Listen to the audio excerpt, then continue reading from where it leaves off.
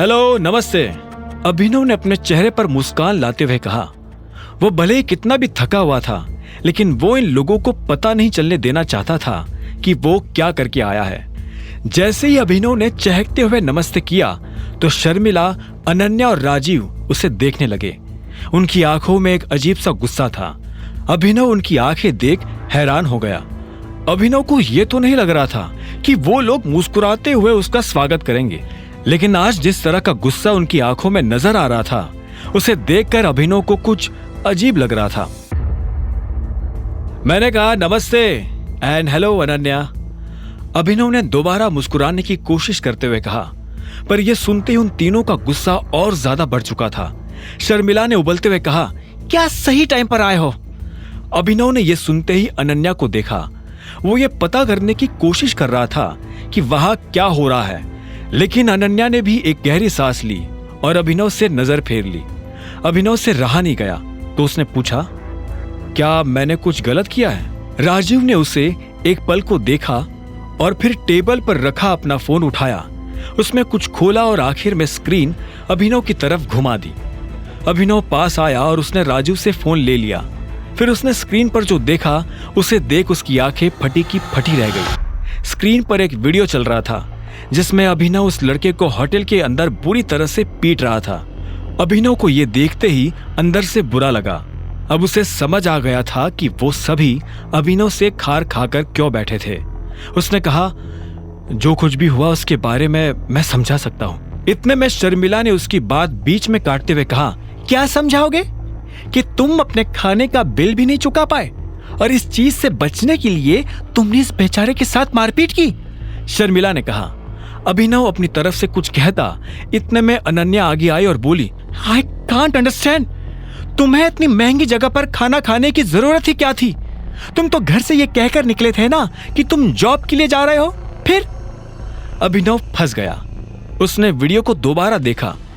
पूरे वीडियो में उसे चाहत कहीं भी नजर नहीं आ रही थी। ये देख अभिनव की जान में जान आ गई। अगर उन लोगों को पता चलता कि अभिनव चाहत के साथ था तो उसके लिए जवाब देना और भी भारी हो जाता।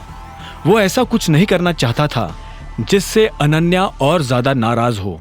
हमने तुम्हें इसलिए तो अपने घर में जगह नहीं दी थी कि बाहर जाकर तुम हमारे परिवार की सरे बाजार इज्जत उछालो। जब बाकी दोनों महिलाओं ने अपनी बात कह दी तो राजीव से भी नहीं रहा गया और उसने भी अभिनव को सुनाना शुरू कर दिया।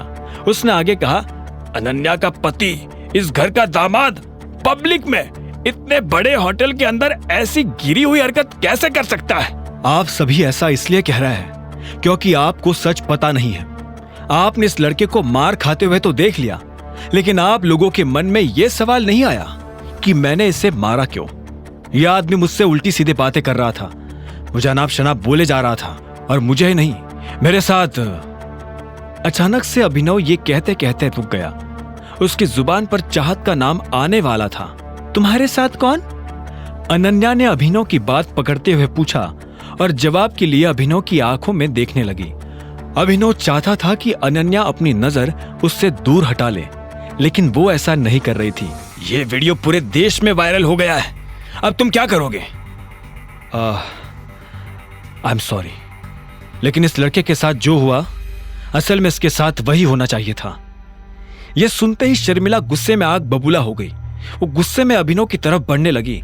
उसका मन तो कर रहा था कि वो अभिनव को थप्पड़ मार दे, लेकिन अपने आप को रोकते हुए उसने कहा, जब हम तुमसे तमीज से बात कर रहे हैं तो तुम भी तमीज से बात करो। परिवार की नाक कटाने के बाद कह रहे हो कि ये जो तुमने किया वो सही किया, और तुम्हें क्या लगा तुम्हारे ऐसे बोलने से हम तुम्हें गले लगाएंगे, शाबाशी देंगे?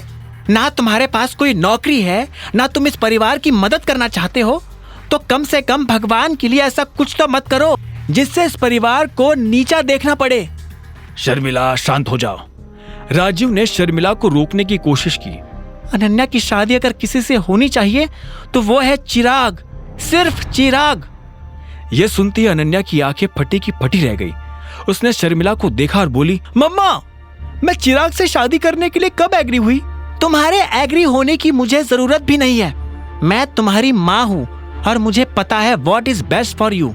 इसके साथ रहोगी तो जिंदगी भर तकलीफ ही तकलीफ देखोगी, और फिर तुम्हें अपनी कंपनी के लिए भी मदद चाहिए ना, चिराग के अलावा तुम्हारी कंपनी को फिर से खड़ा करने में कोई तुम्हारी मदद नहीं कर सकता है।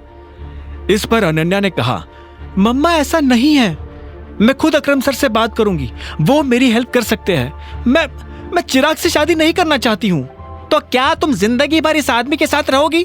हाँ बताओ, शर्मिला ने पूछा। नहीं, मैं इन दोनों में से किसी के साथ नहीं रहना चाहती हूं, अनन्या ने अकड़ के साथ जवाब दिया। आगे की कहानी जानने के लिए देखें अगला एपिसोड सिर्फ पॉकेट एफएम के यूट्यूब चैनल पर, और द रिटर्न ऑफ टाइगर के सारे एपिसोड्स को सुनने के लिए डिस्क्रिप्शन में दी लिंक से डाउनलोड करें पॉकेट एफएम ऐप।